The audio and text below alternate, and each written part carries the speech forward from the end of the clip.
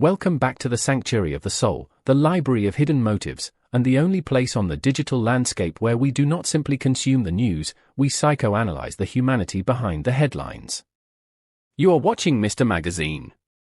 We live in an era where celebrities are often presented as celestial beings, untouchable, ethereal, and physically perfect. We see them under the unforgiving glare of the studio lights, draped in designer fabrics, embodying the ideals of a world that demands flawless beauty. But what happens when the porcelain mask cracks? What happens when a star decides to speak not of their triumphs, but of their vulnerabilities? Today, we are opening the vault on a piece of television history that continues to pulse in the hearts of millions. We are talking about the era of Adini Feriha Koydum, a series that didn't just capture ratings, but captured the zeitgeist of a generation. However, the story we are telling today didn't happen in front of the lens, it happened in the quiet, frantic moments between action and cut.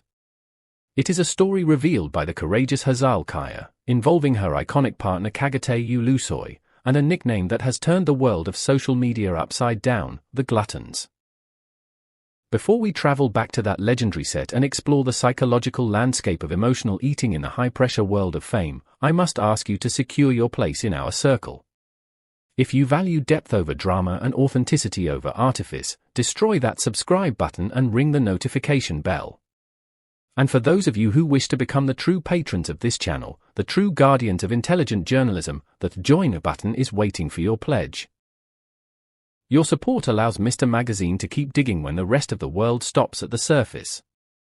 Don't forget to like this video right now to help this sincere narrative reach every fan who needs to hear it. Are you ready? Let us go back to the days of Emir and Feriha. To understand the weight of Hazal Kaya's recent confession, we must first understand the shadow cast by the project that brought her and Çağatay Ulusoy together. Adini Feriha Koydum was not merely a television show. It was a cultural milestone. It established a visual and emotional vocabulary for young love in Turkey and beyond. For years, Hazal and Çağatay were the avatars of a perfect, albeit tragic, romance. The public became obsessed with their chemistry, their heights, their looks, and the impossible standard of perfection they seemed to represent.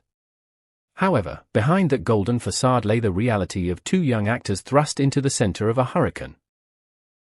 The pressure to perform, the grueling 16-hour workdays, and the relentless scrutiny of a nation were the hidden costs of their success. It is within this crucible of stress that a secret bond was formed, a bond built not on glamour, but on a very human, very relatable struggle. Hazal Kaya's recent words have effectively humanized this legend. By revealing the nickname, Gluttons, Oberla, she hasn't just shared a funny anecdote. She has provided a key to understanding the survival mechanisms of two stars who were trying to stay grounded while the world tried to pull them into the clouds.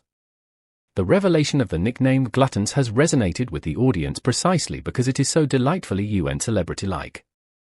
Hazal Kaya described a set where, beneath the dramatic tension of the scenes, there was a constant, frantic search for comfort.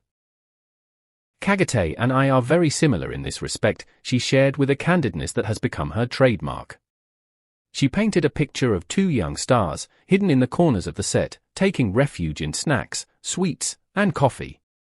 The film crew, witnessing this constant need for oral fixation and comfort through food, bestowed upon them the title of the Gluttons. While the term might sound derogatory in a vacuum, in the context of the Feriha set, it was a badge of shared humanity.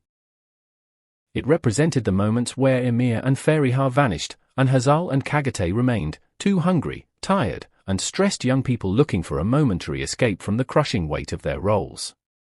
This behind-the-scenes habit was never discussed for years. Why?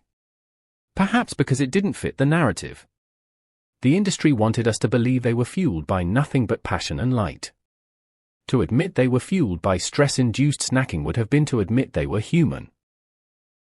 But today, a decade later, Hazal Kaya has decided that the truth is more valuable than the myth. The most profound aspect of Hazal Kaya's statement was her use of the term emotional eater. This is a phrase that carries heavy psychological weight.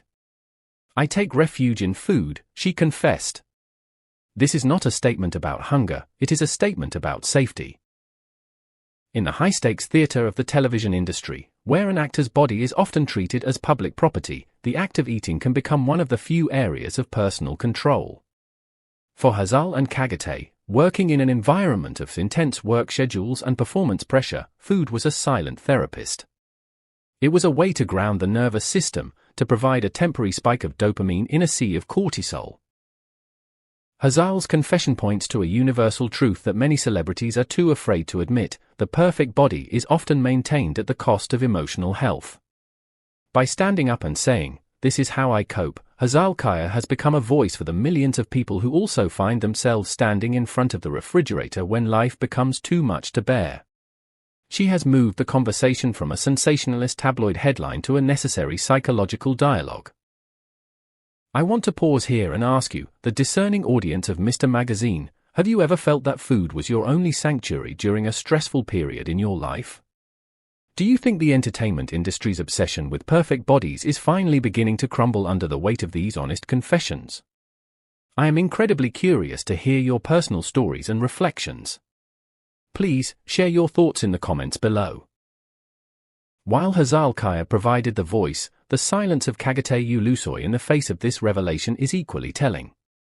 As a man who has mastered the art of privacy, Çağatay rarely engages with the news of the day. However, the portrait Hazal painted of him, disciplined and focused on camera, but a fellow glutton off-camera, adds a fascinating new layer to his image. We have always viewed Çağatay as a stoic, almost introverted figure. To imagine him sharing a secret stash of snacks with Hazal in the back of a trailer, laughing through the stress, makes him infinitely more relatable. It suggests that his legendary discipline is not a lack of emotion, but a management of it. The social media reaction has been overwhelmingly supportive of this human Çağatay. Fans have commented in droves, expressing a strange sense of relief that even a man of his stature eats when he's stressed, just like us. This similarity has bridged the gap between the idol and the worshipper, creating a new kind of bond based on shared frailty rather than shared perfection. Hazal's transformation over the years has been a masterclass in self-acceptance. From the young girl who faced cruel comments about her weight to the mother who speaks unfiltered about the realities of postpartum bodies, she has consistently refused to bow to the industry's demands. This confession of emotional eating is her latest act of rebellion. She is effectively telling the magazine world, "I will not pretend to be a statue." By admitting that she and many other celebrities experience these fluctuations, she is stripping away the contrived explanations that stars usually give for their appearance. She is choosing reality over the contrived glamour of the red carpet. This is a paradigm shift in how we consume celebrity news. At Mr. Magazine, we have noticed that the public is no longer satisfied with the unattainable. They want the relatable. They want to know that the people they admire also have flaws, weaknesses, and secret nicknames. Hazal has given the public exactly what they were starving for, the truth. The impact of this glutton's confession has triggered a massive wave of nostalgia for the Fariha era. TikTok is currently flooded with Emir and Fariha collages, and old interviews are being scrutinized for clues of this snack-based friendship. According to our sources at Backstage Magazine, this surge in interest has not gone unnoticed by producers. While there are no official plans for a reunion, the strength of the Fariha influence remains undeniable. The fact that a simple memory about eating snacks can trend globally proves that the bond between Hazal, Çağatay, and their audience is permanent. They are no longer just actors, they are part of the collective memory of a generation. The young actors who were once nicknamed gluttons are now at the absolute peak of their careers. They have won awards, conquered international markets, and become icons of the screen. But beneath the prestige, as Hazal's words remind us, they are still those two people who found a refuge in a simple snack during a difficult day. And perhaps that is why we love them, not because they are perfect, but because they are us. We are diving deep into the psychology of nostalgia today. If you are enjoying this level of analysis, please remember that you can support the channel directly. By clicking the Join button, you become a producer of this content, ensuring that we can continue to bring you these high-quality narratives. And of course, checking that you are subscribed helps our community grow stronger every day.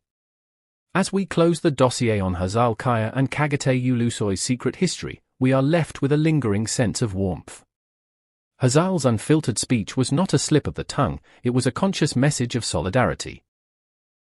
She has shown us that the most powerful response to the pressure of perfection is the simple admission of humanity. The Gluttons may have been a joke on a set years ago, but today, it is a symbol of a friendship that was real enough to survive the storm of fame. Now, I turn the microphone over to you, the brilliant audience of Mr. Magazine. Who would you like to see us analyze next? Which other iconic duos do you suspect have hidden, human stories that we need to uncover? Let us know in the comments below. I read every single one of them. Please, do not forget to like this video if you appreciated the depth of our investigation. Subscribe to Mr. Magazine to ensure you never miss the truth, and consider hitting the join button to support independent, high-quality celebrity journalism. Until the next revelation, stay real, stay hungry for the truth, and remember, even the biggest stars need a refuge. This is Mr. Magazine, signing off.